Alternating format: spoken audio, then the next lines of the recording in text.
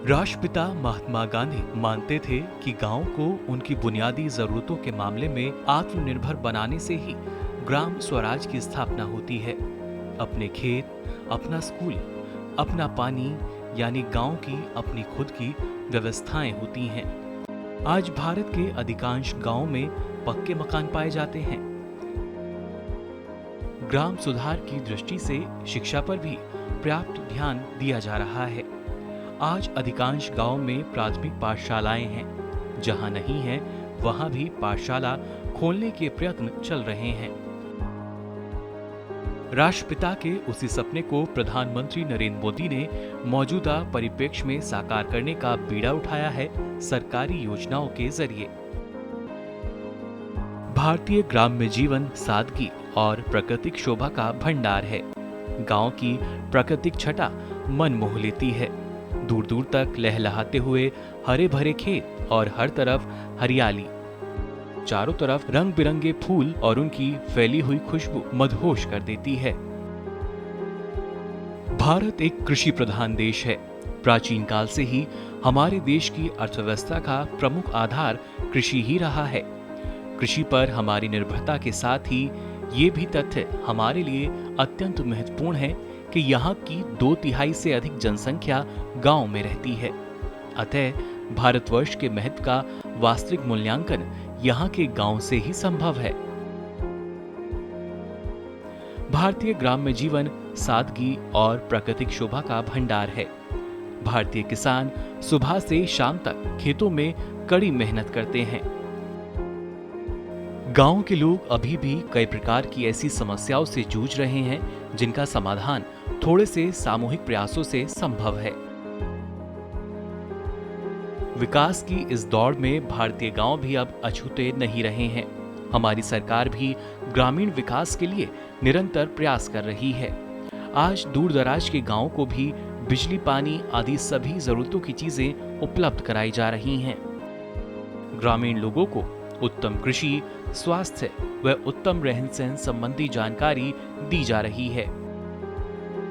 गांव को सड़क तथा रेल मार्गों द्वारा शहरों से जोड़ने की प्रक्रिया निरंतर जारी है। गांव के विकास हेतु सरकार द्वारा अनेक परियोजनाएं समय समय पर प्रस्तुत की गई हैं। सरकार ग्रामीण जनों तथा समस्त भारतीय नागरिकों का सामूहिक प्रयास अवश्य ही रंग लाएगा और हमारे भारतीय गांव आदर्श गांव बन सकेंगे। नमस्कार, हम आए हुए हैं गुजरात के अहमदाबाद में साणंद तहसील के वासना गांव में। यहां करेंगे चौपाल चर्चा, ग्रामीणों के साथ जायजा लेंगे इस गांव का और इस गांव में चल रहे विकास कार्यों का। लेकिन सबसे पहले बात करते हैं क्या है इस गांव का इतिहास, जिसके बारे में जान लेते हैं यहाँ के एक ग्रामीण से। जी, हरिश्चंद्र सिंह एम बाघेला, हम यहाँ के नागरिक हैं और यहाँ का ही वतनी हूँ। और हम अभी गुजरात राज्य जो तलाटी कम मंत्री है इसके सबके हूँ प्रमुख हूँ। अच्छा, હવે વાસના એવા ગામ જે है वो साणंद स्टेट से हमारी यहाँ उत्पत्ति हुई है। साणंद स्टेट ये हमारा है और साणंद स्टेट में से हमारे यहाँ वडवाओं यहाँ आया हुआ है।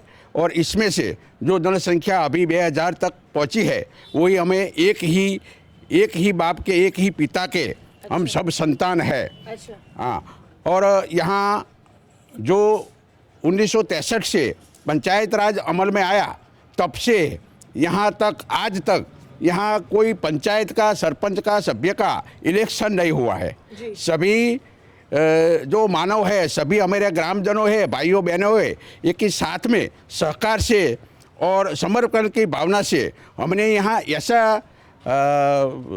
वो कर दिया है कि पंचायत की चुनाव अभी आई ही नहीं है और अभी भी नहीं आएगी। ऐसा हमारा गांव लोगों का, युवाओं का, वडीलों का आशीर्वाद है।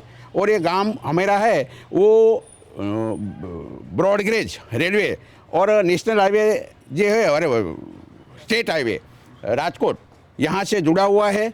हमारे गांव में 50% के ऊपर अभी जो युवाओं है वो सभी हमारे विकास की गाथा में जुड़े हुए हैं। और विकास के साथ हमारे युवाओं उसका विकास का काम सबके साथ आते हैं। और हमारा जो वडील है वो गांव का विकास है। ये गुजरात राज्य के जो पुंसरी गांव है, ये पुंसरी गांव अभी राज्य में पुंसरी गांव अभी नंबर 1 में है। लेकिन यहाँ हमारा एक जो विकास का काम बाकी है वो हम पूरा कर देंगे। और इसकी जो विकास की गाथा है इसमें हमारा प्रेरणादायक, हमारा मार्गदर्शक जो हमारा ही वडील है सरदार श्री भिखुबा वाघेला, वो 10 वर्ष तक यहाँ सरपंच रह चुके हैं और पूर्व प्रमुख भी तालुका पंचायत के रह चुके हैं। उसका मार्गदर्शन के नीचे अभी तक सब सरपंच और पंचायत इसका मार्गदर्शन नीचे विकास की गाथा और विकास हमें चला रहा है। हमारे गांव में लगभग सभी योजनाओं का अमल अभी चालू है और हो गया है। लेकिन हमारा गांव में एक ही काम बाकी है अभी तक, वो बाईपास है। जो बाईपास है वो साणंद से नेशनल हाईवे से गांव के पिछले भाग से यहाँ गांव में जूना रोड था, इसका बाईपास का काम और दरखास्त हमने कर दिए है। जो ये काम हो जाए तो हमारे गांव में जो एक्सीडेंट है, रोड पर जो मुश्किलें होती है वो कम हो जाएगा और इसका हमारा प्रयत्न चालू है। तो इसी विचार पर अब हम आपको ये बता दें कि ये गांव में समरसता काफ़ी है। इस गांव में ग्राम पंचायत की कोई ज़रूरत नहीं होती। सभी लोग आपसी मेलजोल से आपस में मिल बैठकर चीज़ों का निष्कर्ष निकाल लेते हैं। इसलिए इतने सालों से भी आज तक इस गांव में कोई ग्राम पंचायत नहीं बनी है और कोई चुनाव नहीं हुए हैं। एक तरीके से हम ये कहना चाह रहे हैं, कोई चुनाव नहीं हुए हैं, कोई इलेक्शन नहीं हुए हैं, किसी ने किसी एक व्यक्ति को वोट करके जिताया नहीं है। यहाँ एक समरस स्वभाव से सभी लोग रहते हैं, सभी मिल बांट के जो मुश्किलें होती हैं उनका निष्कर्ष निकालते हैं। आइए गांव में आगे बढ़ते हैं, देखते हैं गांव में और क्या क्या विकास कार्य हुए हैं। बातचीत कर लेते हैं कुछ और ग्रामीणों से।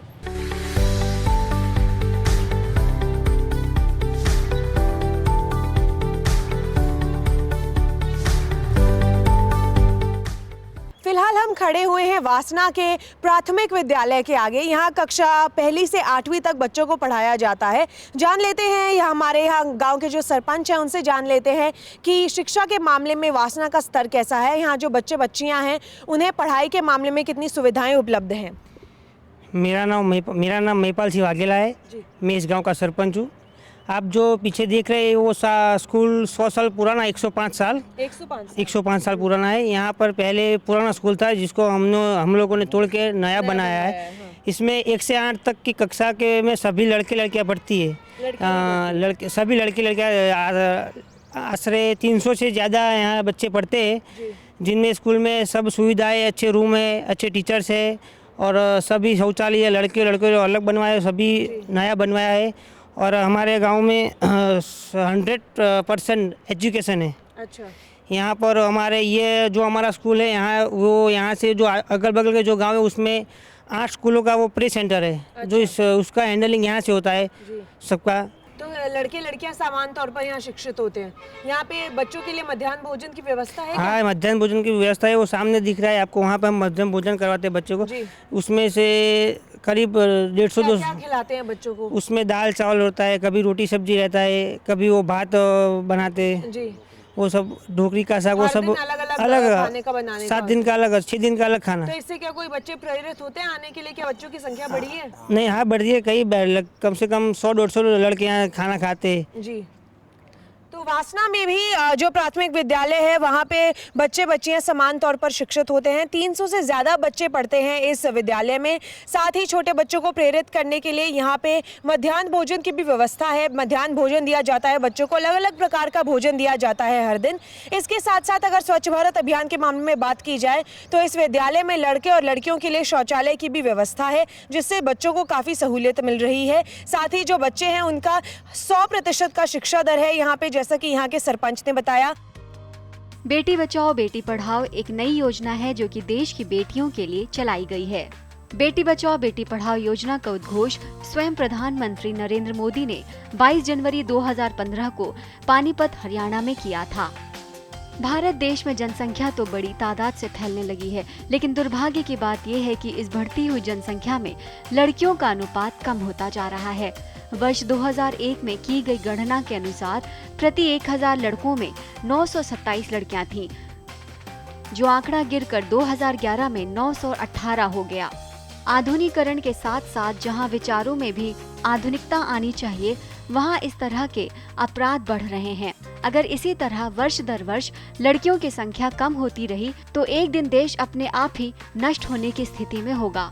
अतः इस दिशा में लोगों को जागरूक बनाने के लिए बेटी बचाओ बेटी पढ़ाओ योजना शुरू की गई। क्या है ये बेटी बचाओ बेटी पढ़ाओ का मुख्य उद्देश्य? कन्या भ्रूण हत्या को रोकना, बेटियों की सुरक्षा। बेटी बचाओ बेटी पढ़ाओ योजना के अंतर्गत दी जाने वाली सुविधाएं: अलर्ट बटन, एक बटन है जिसके जरिए संदेश, आवाज संदेश, साथ ही इमेज के जरिए मदद मांगने की सुविधा। संकट प्रबंधन केंद्र, अगर कोई दुर्घटना हो गई है तो इस स्थिति में उचित कार्यवाही हेतु संकट प्रबंधन केंद्र की सुविधा दी जाएगी। जनता की जागरूकता हेतु प्रयास। बेटी बचाओ बेटी पढ़ाओ के अंतर्गत दी जाने वाली ये सबसे महत्वपूर्ण योजना है। आइए चल लेते हैं गांव में आगे, जान लेते हैं कि गांव में और क्या विकास कार्य हुए हैं, यहाँ के ग्रामीणों में और कितनी जानकारी है अपने गांव के बारे में। जहां दिग्गज दौड़ाते हैं अपना दिमाग, ढूंढते हैं सामयिक सवालों के जवाब, खेती किसानी के मुद्दों पर मंथन का मंच।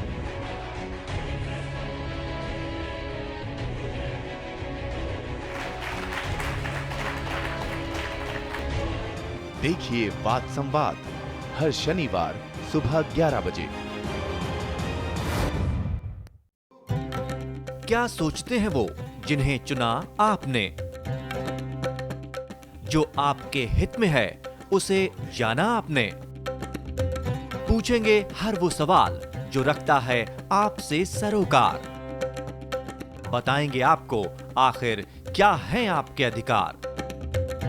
हर सवाल, हर उलझन को सुलझाएंगे हम विशेषज्ञों के संग। दूरदर्शन किसान के खास कार्यक्रम विचार विमर्श, शुक्रवार रात 10 बजे। हम आ रहे हैं आपके गांव। घूमते फिरते का कारवां पहुंच चुका है मथुरा में। हम आप पहुंचे हैं कांगड़ा जिले में। सामान्य ज्ञान के पूछेंगे सवाल। वार्षिक पुष्कर मेला किस राज्य में आयोजित किया जाता है? इनमें से क्या जैविक रूप से नष्ट नहीं होता है? इसके लिए इनके पास 4 ऑप्शंस हैं। देखें घूमते फिरते रविवार सुबह 7:30 पर।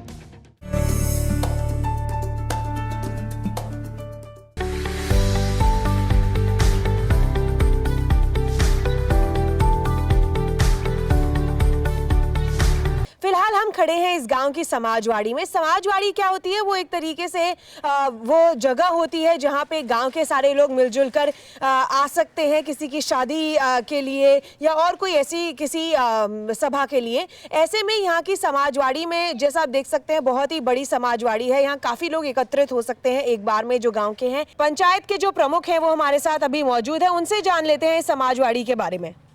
मेरा नाम जगदीश सिंह वाघेला है। मैं यही गांव का, मेरा गांव वासना में यहाँ का रहवासी हूँ। मैं तालुका पंचायत प्रेसिडेंट हूँ। हमारे ये समाजवाड़ी में हमारे राजपूतों का क्या है, हमारा रीति रिवाज के हिसाब से यहाँ हम जो शादी करते हैं, यहाँ हमारे 2500 की हमारी गांव की आबादी है। और हमारा जो कोई भी फंक्शन होता है लड़का या लड़की का, यहीं हम करते हैं। छोटा मोटा जो और गवर्नमेंट का कोई प्रोग्राम है, कोई सभा होती है, कोई मंत्री आते हैं, कुछ भी प्रोग्राम हमारे समाजवाड़ी में करते हैं।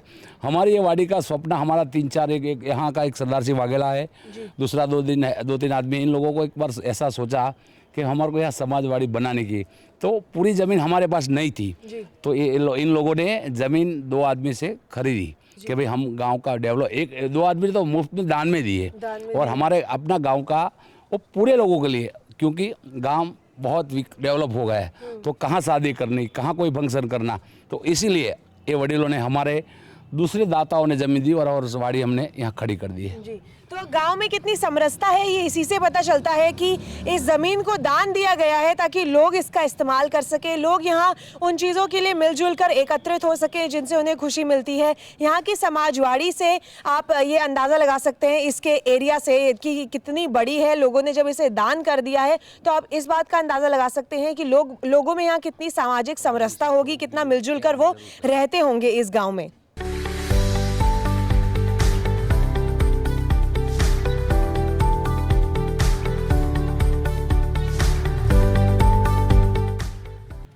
हम खड़े हैं इस गांव के ग्राम चौराहे पर। यहाँ पे ग्रामीण बैठते हैं, एकत्र होते हैं हर दिन और बातचीत करते हैं गांव के मुद्दों पर, विचार विमर्श करते हैं उन मुद्दों पर जिनके बारे में गांव में दिक्कतें हो रही हैं, जिनके बारे में गांव में शायद भरपाई करने की ज़रूरत है। उन सब चीज़ों के बारे में यहाँ बातचीत होती है लोगों के बीच। जान लेते हैं यहाँ एक ग्रामीण से। हमारे आसपास हम देख सकते हैं बैंक हैं, पुस्तकालय हैं, तो इन सब के बारे में भी जान लेते हैं ग्रामीण से कि क्या क्या व्यवस्थाएं हैं यहाँ पर। गांव में पुस्तकालय है, ये गांव का समारोह के लिए ये चौरा बोलते हैं इसको। समाज भवन है, राजपूत समाज भवन है। समाज भवन है। हाँ। इधर बैंक है, एडीसी बैंक अहमदाबाद डिस्ट्रिक्ट। क्या क्या इस्तेमाल होता है काम के लिए?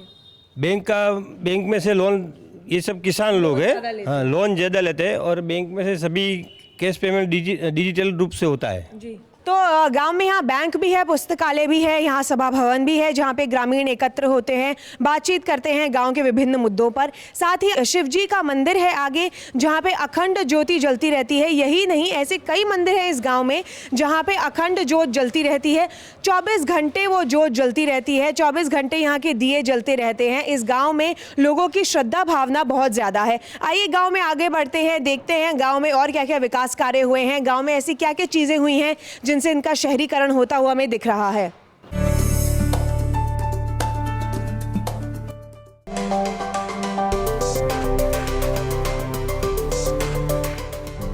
मंडियों का हाल,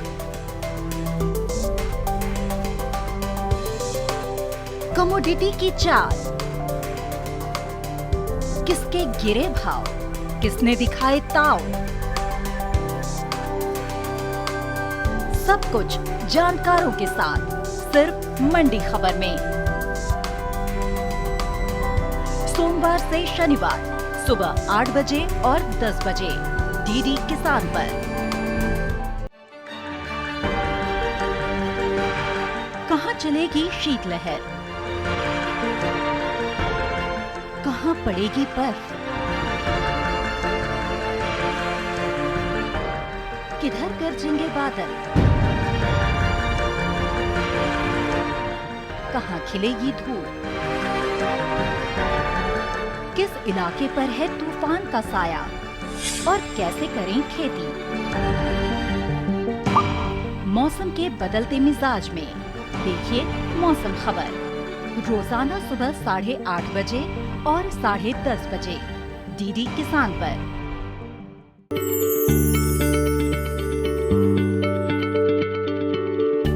क्या आप किसी बीमारी से परेशान हैं? चाहते हैं डॉक्टर की सलाह? तो हम हैं आपके साथ, बताएंगे आपको जीने की राह। समस्याएं आपकी, समाधान देश के मशहूर विशेषज्ञों के। घर बैठे बात करें देश के जाने माने डॉक्टरों से। हर शनिवार शाम 6 बजे से 7 बजे तक फोन कर डॉक्टरों से करिए सीधी बात हमारे लाइव प्रोग्राम स्वस्थ किसान में। हमारे टोल फ्री नंबर है 1800-113060 और 1800-113061।